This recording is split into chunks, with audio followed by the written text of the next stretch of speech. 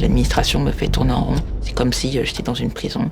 Des centaines de milliers de personnes sont en train de vivre la même chose que Marie. On a affaire à une fabrique institutionnalisée de personnes sans papier. Je m'appelle Marie, je suis sans papier sous OQTF et je vais vous raconter mon histoire. Je suis arrivée en France il y a 16 ans, 2009. C'était pour fuir la guerre en Côte d'Ivoire.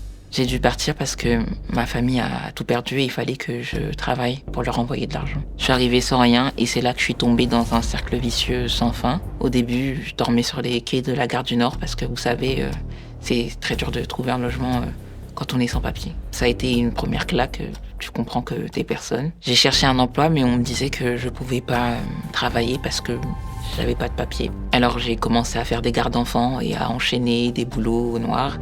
Et tu te fais exploiter, mais tu peux pas te plaindre. Moi, ce que je voulais, c'était simplement travailler légalement et être intégré.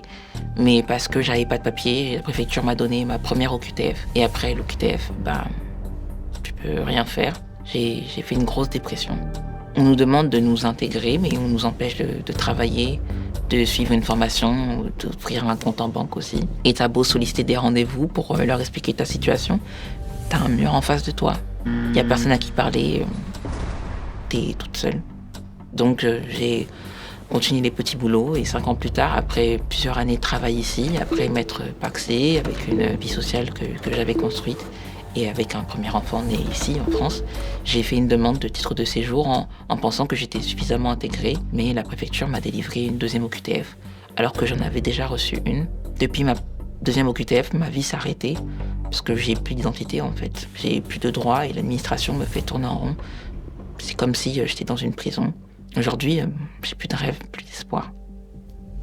L'histoire que vous venez d'entendre est bien celle de Marie, mais pour protéger son anonymat et lui éviter une expulsion, nous avons demandé à Safia de vous la raconter. Cette histoire n'est pas un cas isolé. Des centaines de milliers de personnes sont en train de vivre la même chose que Marie. Des centaines de milliers de personnes enfermées dans des dédales administratifs kafkaïens et déshumanisants qui les empêchent de vivre dignement et de construire des projets qui les aideraient à s'intégrer. Aujourd'hui, avec ces politiques de non-accueil absurdes et violentes, on a affaire à une fabrique institutionnalisée de personnes sans papier. Et non seulement cette machine produit énormément de détresse chez les personnes concernées, elle perpétue aussi de la stigmatisation, de la peur et du racisme. Alors pour permettre à Marie et à toutes les personnes sans papier de sortir de ce cercle vicieux infini, interpellez massivement Emmanuel Macron en commentaire de cette vidéo pour lui demander de supprimer toute mesure de bannissement, comme les OQTF, d'accorder une égalité de droits pour toutes et tous et de régulariser de manière large et durable toutes les personnes étrangères présentes en France. Merci beaucoup de votre soutien